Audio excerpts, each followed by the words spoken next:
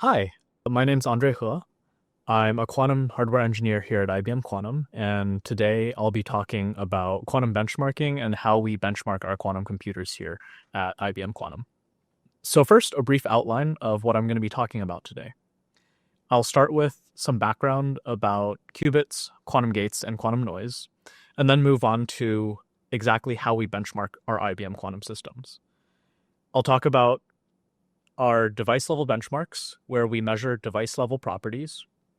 And then I'll move on to subsystem level benchmarks, which have more to do with the gates that we've calibrated on our quantum devices.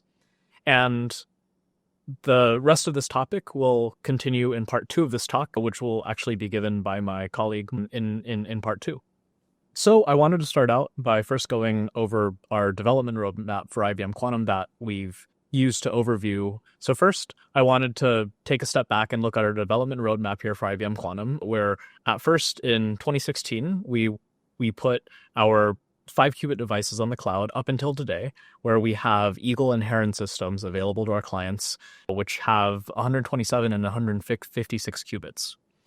And all this time, as we've been releasing higher scale, higher quality, and higher performance devices, we've also developed benchmarks all the way from granular benchmarks that measure device quality all the way to holistic benchmarks, which measure the overall performance of our devices, including both the classical and quantum stack, all the while.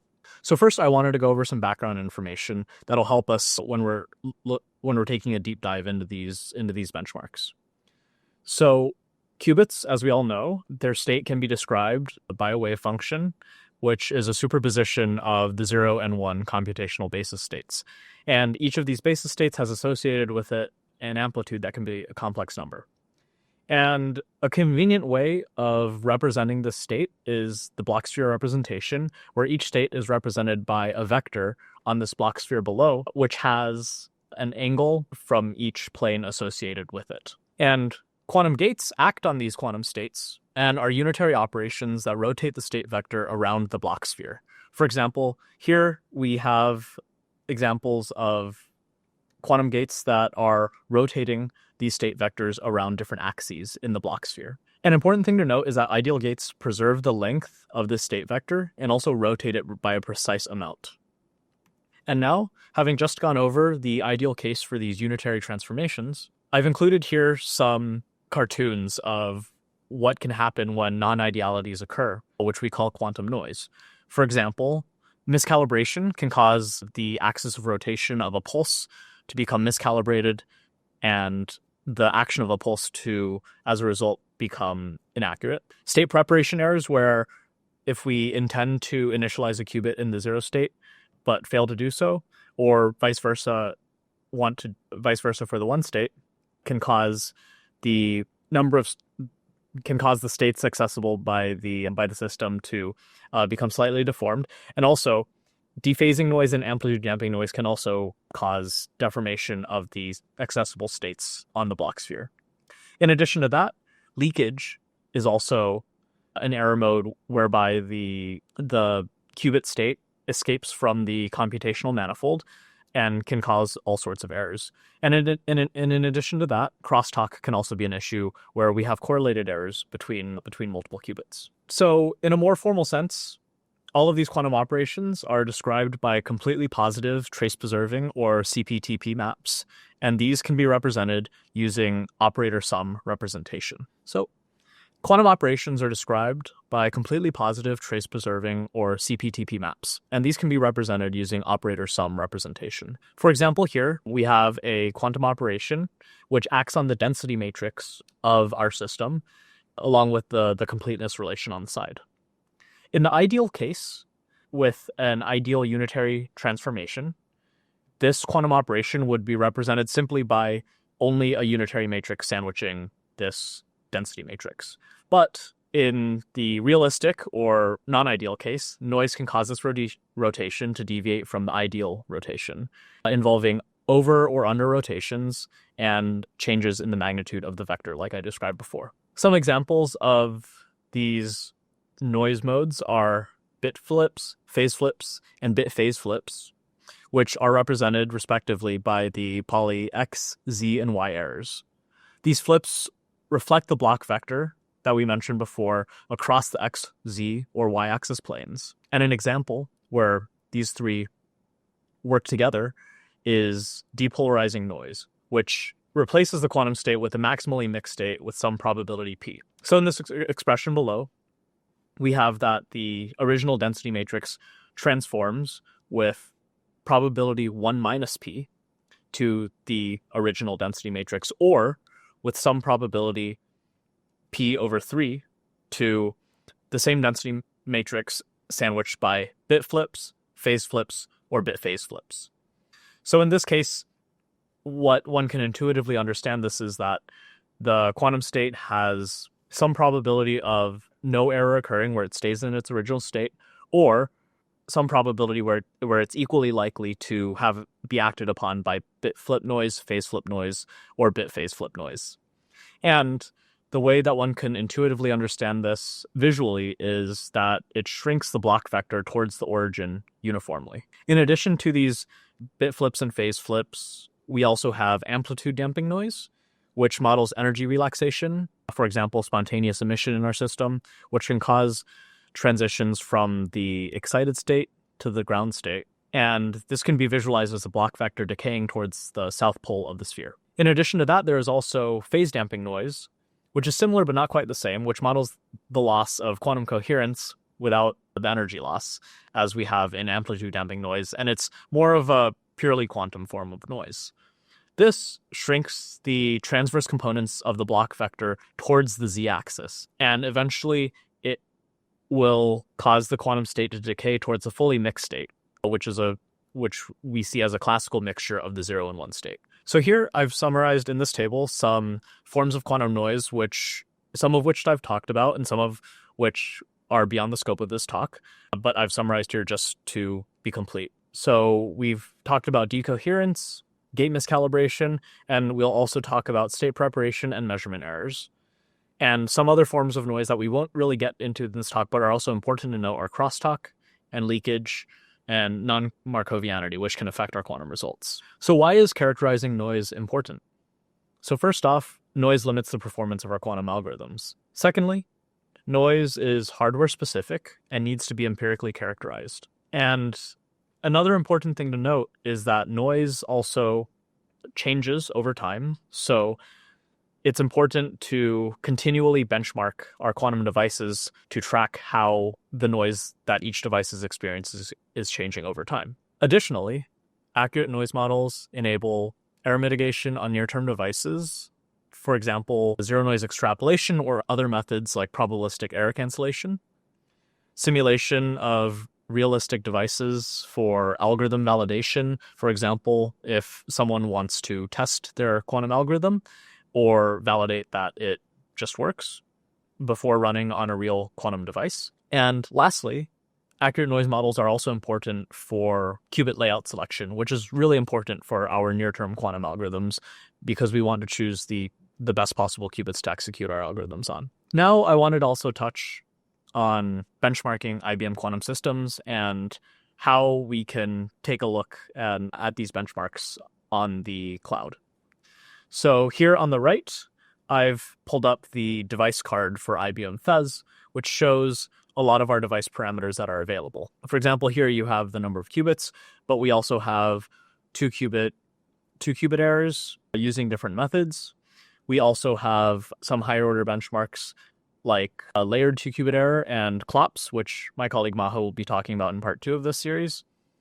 And we also have median 2-qubit gate errors, which for the Heron architecture is the controlled C gate, median single qubit gate errors, median readout errors, and median T1s and T2s. And on the left here, we have the device map, which shows us in a heat map format how these devices' errors look like physically.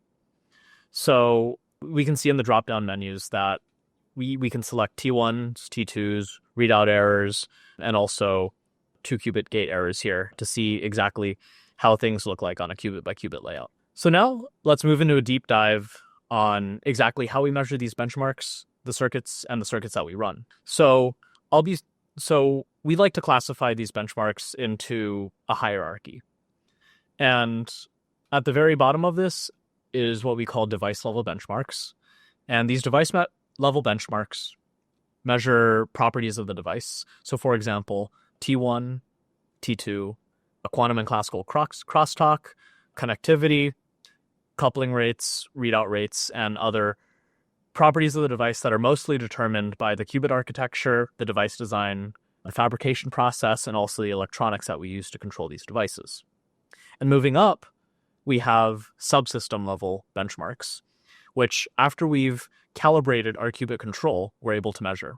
These are, for example, single and 2 qubit randomized benchmarking, qubit readout, assignment matrices for qubit readout, and other benchmarks that are associated with circuit compilation and the classical control that we have for our quantum computers. And at the very top, we have holistic benchmarks. And holistic benchmarks really give us an idea of how our quantum computers perform with large workloads and utility scale workloads. So for example, these include things like quantum volume, clocks, and layer fidelity.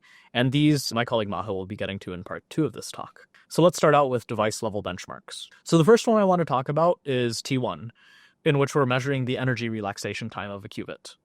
So the goal here is to measure how quickly an excited qubit in the 1 state relaxes to the ground state. And the circuit here is quite simple. We prepare the qubit in the excited state using an X gate or a pi pulse. We wait for some amount of time t, and then we measure back in the computational basis. So the protocol here is that we prepare the qubit in an excited state using the X gate. We wait for a delay time t, and then we measure in the computational basis. We repeat this for multiple delay times t and collect the probabilities at each time step. The probability of measuring in the 1 state at each time step, P1. And as we can see here, for each of these delays, we have a characteristic P1, which is measured by performing this circuit many, many times in order to collect statistics. And at the end of the day, when we've collected all of these P1s for all of these delay times, we fit an exponential model to it.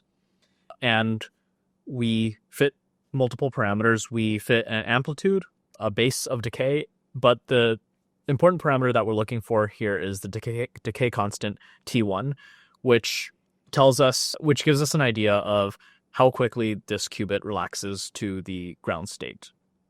And here I've taken some data from qubit 104 on one of our herons, IBM Marrakesh, to illustrate what these T1 curves look like. And next, let's move on to T2, or the dephasing time. So the goal here is to measure how quickly phase coherence decays. And there are multiple different ways to measure T2 on our quantum devices. We use a variation of T2 called the Hahn-Echo experiment, where we do repetitions of an echo sequence in order to filter out some lower frequency noise that might affect our results. So the protocol here is to first prepare the qubit by applying a pi over 2 gate that puts the block vector of the qubit on the xy plane. We repeat the echo sequence, which is here. It consists of a delay, a pi pulse, and a delay. We repeat that n times. Here it's only repeated once, but essentially if one repeats this echo sequence more times, one can get better filtering of this noise that we're trying to filter out. And then at the end of the circuit, we apply a pi over 2 gate to bring the qubit back to the computational basis, and then we measure. And as we did with the T1 experiment, we measure with multiple delay times, and we collect probabilities P0 of t. And the model that we fit is very similar to the one that we do for T1, where we have an amplitude term, a base term, and also a decay term, where we're trying to back out T2 from that delay term. And after fitting this, we have here on also a qubit from IBM Marrakesh, a T2 experiment that was run. One important thing to note is that even though this decay does qualitatively look similar to T1, it is different because as I mentioned in a previous slide, for T2, the qubit eventually dephases to the maximally mixed state. And in the maximally mixed state, we'll be measuring an equal superposition, essentially, of the 0 and 1. So we will be decaying down to a base population of 0.5 here. And moving on, the next type of error that we classify on our devices are readout errors.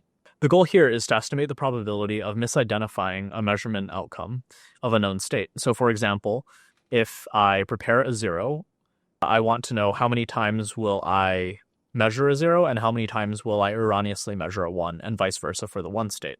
The protocol here is fairly simple. So first, we prepare the qubits in all possible bit string combinations, and then we measure in the computational basis. And then we repeat this experiment for statistics. And from these measurements, we're able to build error models. So here we have the assignment matrix, where on the diagonals, we have the measurement fidelities for each state that we've prepared. And on the off diagonals, we have the errors, where we prepare one state but measure the other. And here on the right, I have a sample circuit diagram of one of these circuits where we prepare the all 0 state and then measure, and then on the bottom, prepare the 1 state and then measure.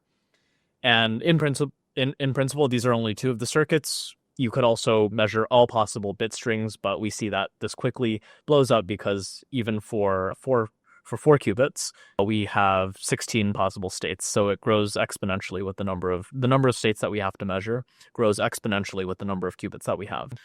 So after talking about readout errors, let's move on to what we can use these readout errors that we measured for. So readout error mitigation is a common strategy that we use in order to counteract the effect of readout errors. So 2 of the most common methods are matrix inversion. So the main idea behind matrix inversion is that we assume that the noisy measurement results are the result of the true measurement results multiplied by some noise matrix that we've measured.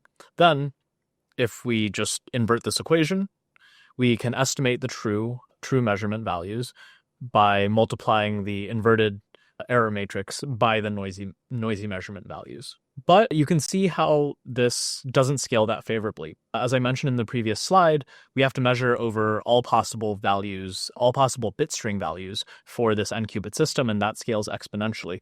So while this might work for a handful of qubits, very quickly when we get to many qubits, this method stops being tractable. One method that improves on this a little bit is called quasi-probability inversion, where mitigation is usually performed locally per qubit, and then an overall mitigation matrix is constructed using tensor products of these smaller local, so 1 or 2 qubit confusion matrices. And these local noise assumptions allow us to build a scalable estimator because we don't have to measure across all of these possible bit strings. Then each measurement outcome is sampled with weights that may be negative or greater than 1. This is why it's called quasi-probability inversion, but these average to the correct result when we're talking about observables. And over here, I've included some examples of the results that one might see when applying quasi-probability inversion both to counts and also to the expectation value of our observables. So after talking about these device-level benchmarks, which have to do mostly with device properties, let's move on to subsystem-level benchmarks. So subsystem-level benchmarks usually have to do with qubit controls after we've calibrated them, and really what we want to see is how well are our gates performing. So one of the most basic ways to do this is quantum state tomography. This is a technique that's been around for a while, and the goal is to reconstruct the density matrix of a quantum state by preparing the state many times and then measuring them in a complete basis. So the protocol is simple from what I've just described. So first, prepare the qubit in the state of interest that you want to measure, and then measure the state using a complete set of basis states. One can see that this is also a relatively expensive operation because the number of basis states grows exponentially as the number of qubits as well. Here on the right, I've shown some results from quantum state tomography experiment using Qiskit, and we can show that we're measuring the density matrix elements here on the right. And on the top here, this is just a simple cartoon sketch of the circuit diagram for quantum state tomography experiment. And an extension of this is quantum process tomography, where the goal is to reconstruct a quantum operation from its effect on a complete set of inputs. So not only do we want to see the effect of this process on a single input state, but across all possible input states to reconstruct how this process acts. So the method here is to prepare a complete set of input states, apply the process circuit for the process that you're interested in, and this can be pretty arbitrary, and for example could be a block for an algorithm or even a complete circuit for some sort of quantum algorithm that one would want to run. And then at the end perform quantum state tomography on the output. And from this, because we're starting from a complete set of inputs and also measuring in a complete basis state for the outputs, we can reconstruct this process. This also has some of the same, even though we're able to rebuild this process in great detail, this has some of the shortcomings that we've also seen with quantum state tomography, in that the number of circuits and the number of measurements that we need to perform grows exponentially with the size of the system that we're wanting to measure. So seeing that quantum state tomography and quantum process tomography, although they can give a very detailed picture of what exactly is happening in our quantum system and exactly how noise is affecting it, we can see that once we want to move to a larger number of qubits, that these methods can be very inefficient. So next, we'll talk about some methods that are really representative of a class of methods that utilize some convenient properties of randomization in order to obtain average gate fidelities quite efficiently. So let's move on to randomized benchmarking. The goal here is to quantify the average error rate of quantum gates. And the protocol is to first generate a sequence of random Clifford gates. And a convenient property of a Clifford gate set is that they are efficient to compute classically.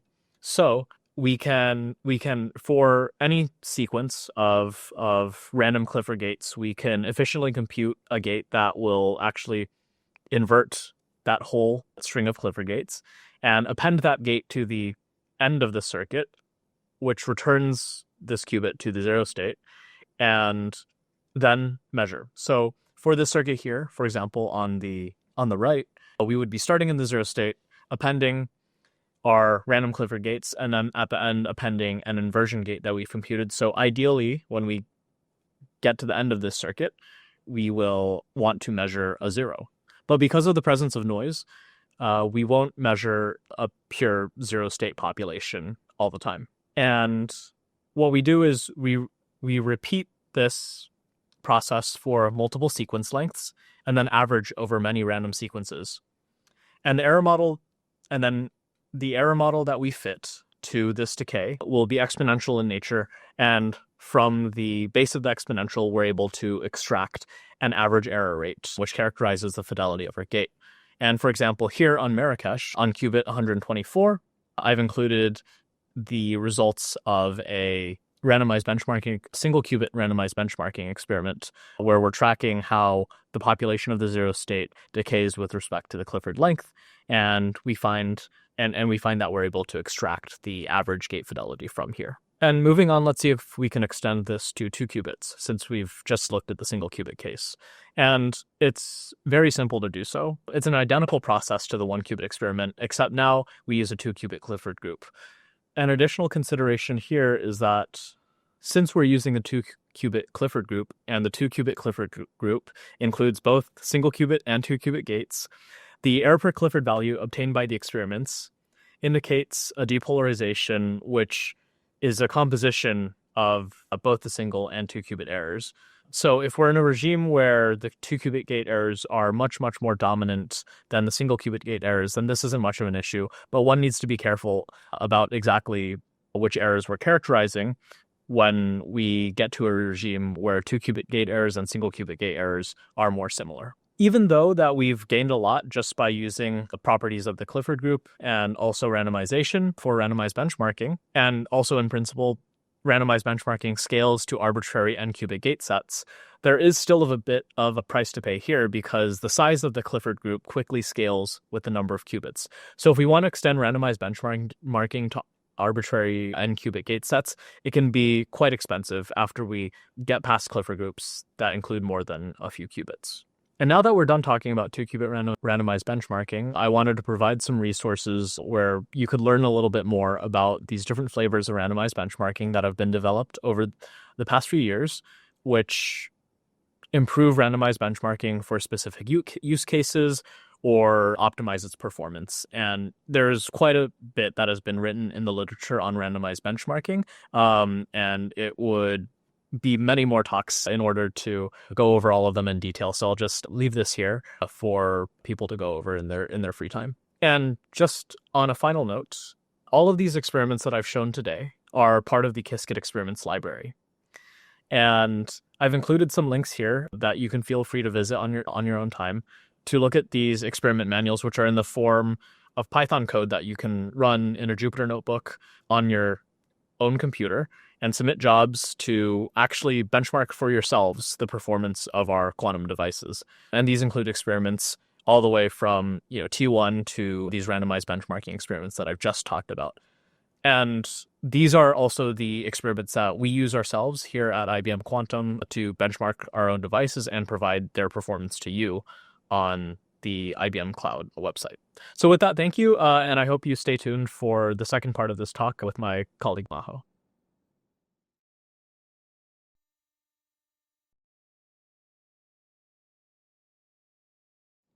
Hi, my name is Majo Lozano, and I'm a quantum hardware engineer at IBM Quantum.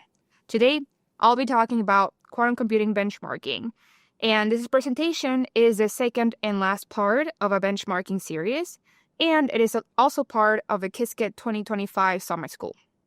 So, if you're watching this, you might have also watched the first part of the series with Andre He, one of my coworkers, where he talked about device metrics and subsystem benchmarks. You can see some of these examples in this pyramid, starting with individual qubit metrics at the very bottom, like relaxation time T1 and decoherence time T2, and also single qubit and 2-qubit control benchmarks, like single qubit randomized benchmarking, 2-qubit randomized benchmarking, and readout fidelity. All qubit control operations have both a fidelity and a runtime associated with them. And while it is incredibly useful and necessary to benchmark these operations in an isolated manner, that is, at the single and 2-qubit levels, we should not forget that if we want to run quantum circuits at the utility scale, then we also need to benchmark the state of a system as a whole. And this is what we will be talking about today, something that we call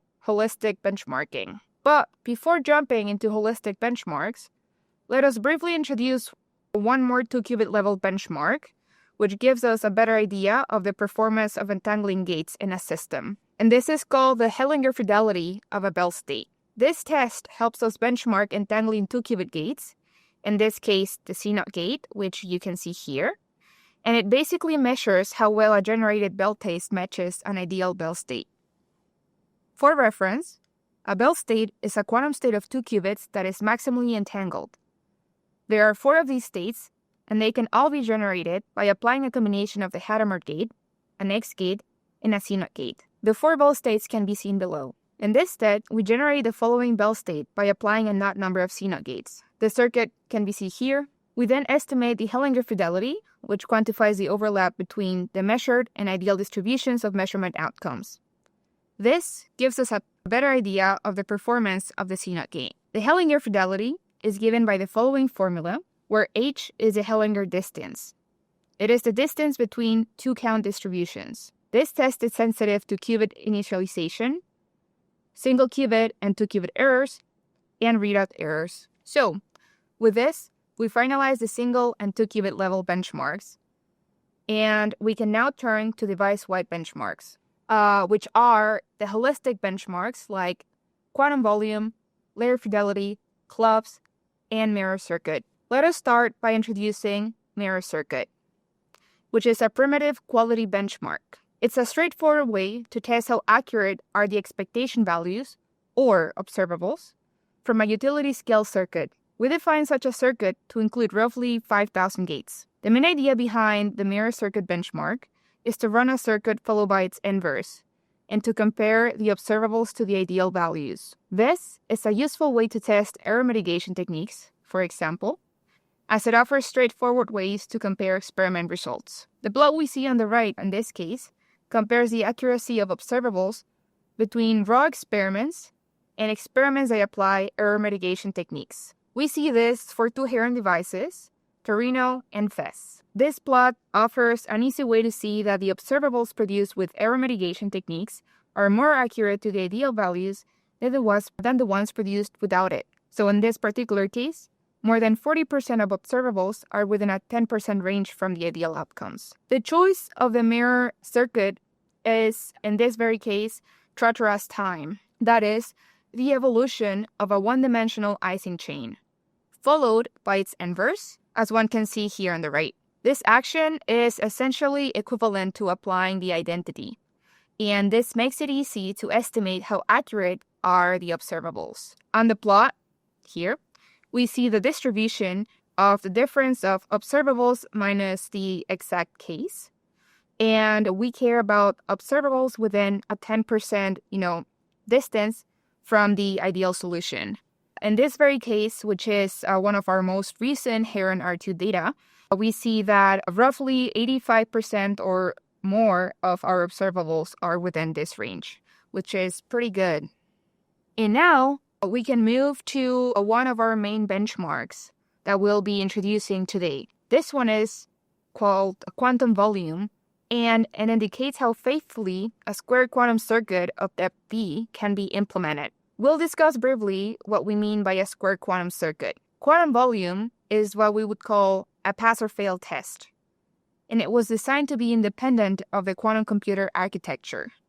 This allows for different types of architectures to be compared to one another. Quantum volume is encapsulated by a single number, and it captures the performance of the best subset of connected qubits on a device. It is given by 2 to the d power, where d is the size of the subset of qubits used, as well as the maximum depth of the circuit run. Hence, our definition for square circuit. We should also note that quantum volume is sensitive to coherence, gate fidelity, crosstalk, and measurement fidelity. It is also influenced by connectivity and compilers. IBM last reported achieving a quantum volume of 512 back in 2022. This is equivalent to 2 to the 9th power on a device called Prague, which you can see here, a Falcon processor with 27 qubits. But it hasn't been the only company to report such metrics.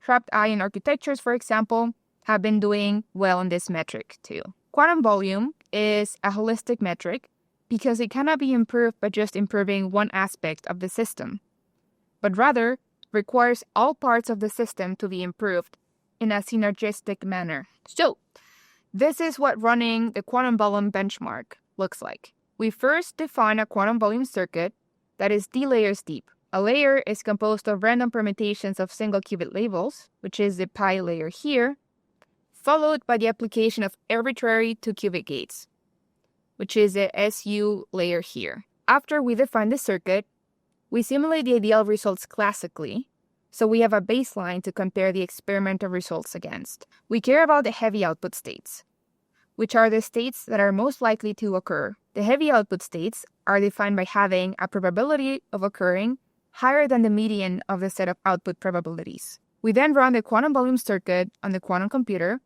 and obtain the heavy output states from the experimental results. This will allow us to compare them with ideal ones. If more than 2/3 of the ideal heavy outputs were generated, we say that the device passed the test. In such case, we increase the number of qubits and layers by 1, so the new depth is d plus 1. We generate a new circuit of such depth, and then we run the test again. If, on the other hand, less than 2/3 of the heavy output states were generated, then we say that the device failed the test. Finally, we define quantum volume to be 2 to the power of d, where d is the maximal square circuit size that successfully generated more than 2/3 of the ideal heavy output states on the device. Quantum volume is a great benchmark and is widely used in the industry, but there are some points that we should take into account. First, quantum volume is a discrete pass-or-fail test, and it relies on classical simulation. It is limited to scales that are tractable. For large enough systems, quantum volume experiments will soon become too large for us to simulate classically, so we won't know whether or not our systems can pass the test. Second, it does not provide individual gate information. As a discrete benchmark, quantum volume does not indicate continuous changes in gate improvement. And third, this benchmark reports on the performance of the best subset of qubits on a device. That is, it is a high flyer benchmark. For devices with more qubits than log to the second power of quantum volume is not the best representative of overall quality. Quantum volume was designed to run on an all-to-all connected system where every qubit can talk to every other qubit. In our 2D topology, this means that every step up in quantum volume is taxing on the fidelity and the number of gates, since we need to introduce many swap gates to move information around. As a reminder, each swap requires 3 CNOT entangling gates. Looking into the future, we need an additional metric that tracks continual improvements on devices with more than 100 qubits, and that helps us understand the system's ability to run large-scale error mitigation algorithms. Ultimately, quantum volume is still a very strong test of systems performance, which we will continue to track. But as we are continuously improving scale and quality, we need to augment our characterization portfolio with a new metric to benchmark against.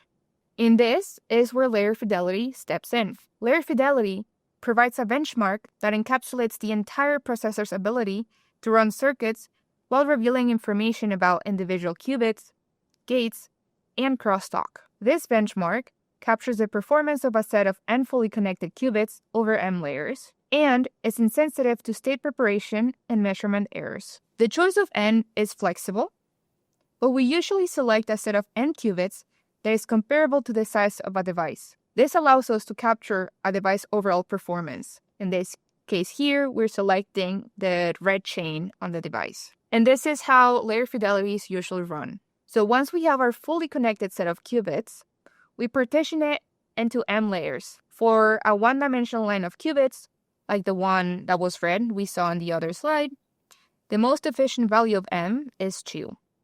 But one can select different values to generalize it to all connectivities. The objective here is to split this set of qubits into different layers such that each qubit in a layer has at most one 2-qubit gate acting on it. And we call these disjoint layers, like we can see here. Now, on each disjoint layer, we then run the following circuit, which is a mixture of simultaneous direct randomized benchmarking with timing barriers and twirling through random 1-qubit cliff roots. Because the protocol performs randomized benchmarking simultaneously, layer fidelity is able to capture crosstalk. As a reminder, randomized benchmarking applies a set of randomized Clifford gates and then runs an operation that we know mathematically is the inverse of such operation. If any of the qubits do not return to their original state upon measurement, then we know there was an error. We can extract gate fidelities by repeating this process multiple times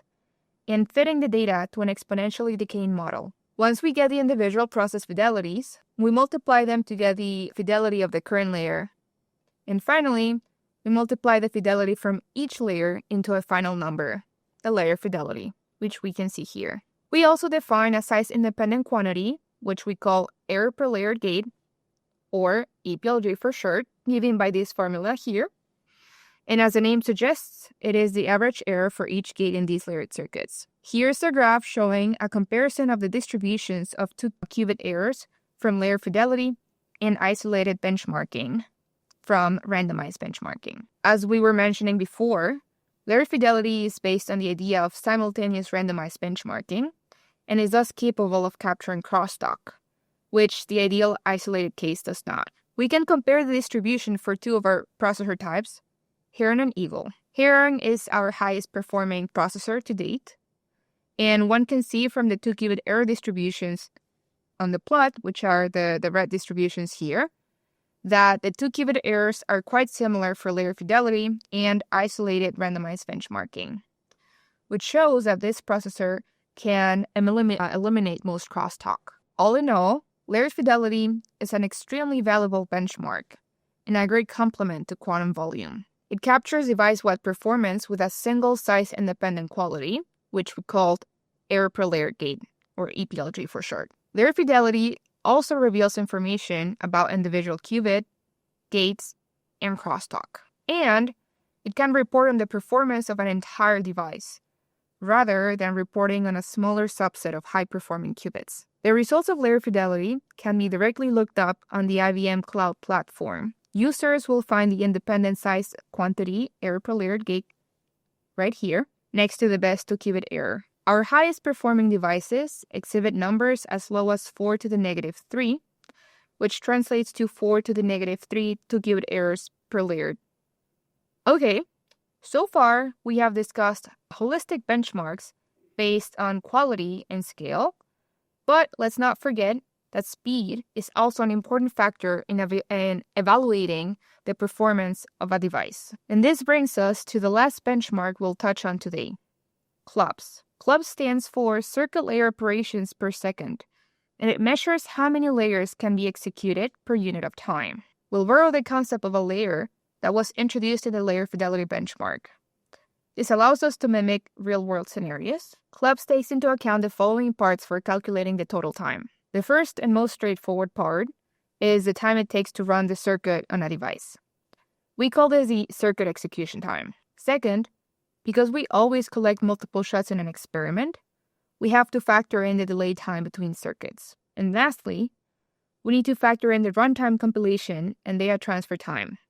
This is the time it takes to prepare the circuits, that is, updating parameters and generating the waveforms, and the time it takes to transfer information, such as submitting the circuit to the backend, initializing the instruments, and getting the experiment results back. Here are some more specifics to CLOPS. Because the goal is to show that the software and hardware can execute utility-scale circuits efficiently, CLOPS measures multiple instances of parameterized layers, as can be seen on the figure here. CLOPS can be measured on any circuit size of any width and number of layers, but the default value we use is 100 by 100, since we believe this is relevant to utility-scale applications. These layers here consists of 2-qubit gates that are fully executed on parallel across as many qubits as possible, as is the case with layer fidelity, and fully single-qubit rotations on all qubits. And after we run this, we basically define CLOPS as a number of layers executed per second. The results of the CLOPS benchmark can also be found on the IBM Cloud platform, as is the case with many of the other benchmarks that we've mentioned today. Our Heron processors exhibit numbers as high as 210,000 circuit layer operations per second, as is the case with IBM Torino, and FES, which is another of our Heron processors, exhibits numbers as high as 195,000. Lastly, people can consult the open source repo, Qiskit Device Benchmarking, for learning more about these benchmarks and running them themselves. These span from layer fidelity, CLOPS, mirror circuit, and quantum volume to Bell state tomography. Thank you so much for listening to this presentation, and feel free to consult like any of the other IBM Qiskit resources for more.